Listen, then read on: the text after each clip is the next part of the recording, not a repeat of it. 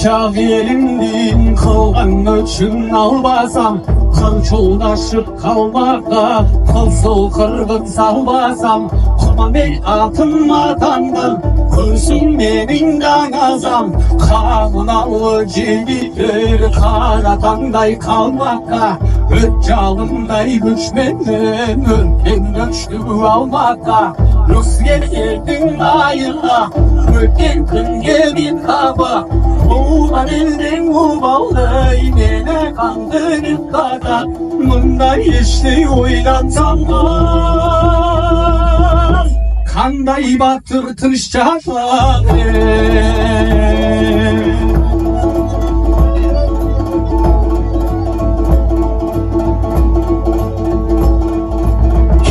Жалғыз туылып ене sevgimмен жеттім, жалын өрдің белгісі жалданбай досот жоқ едің. Қазақта дұшпан көп екен, қалғалайлық елшедің, құйындағым жүрегім дұшпанның көзін қаратпай, бұл көтеріп шығалық дүние мүлкін таратпай. Обалым ойлап ілгерге ұйқыдан безін таң ayvalayım 47, tatlanıp şılsak şıl olsun, alınıp yolum canarlar. 47 gitsin yoldaşım.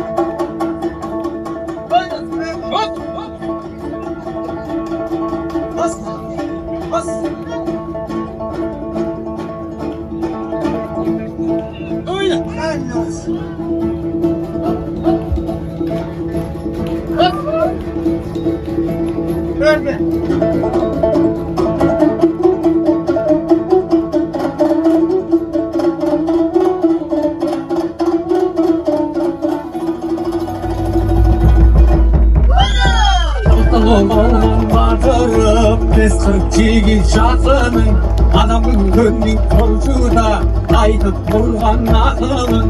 Atalaşanlar kılın, elbisini yakın, kanın sağlık gelginde kabakı gözde şürdeyin. Karanın sağdan feda olmay, soğuşan başlar güldeyin. Şürdezek boşa jüreniz, kendizek boşa küreniz. Çok hazırlan etmen, donandı bileniz. Ayçılık dolu vaktan zangon,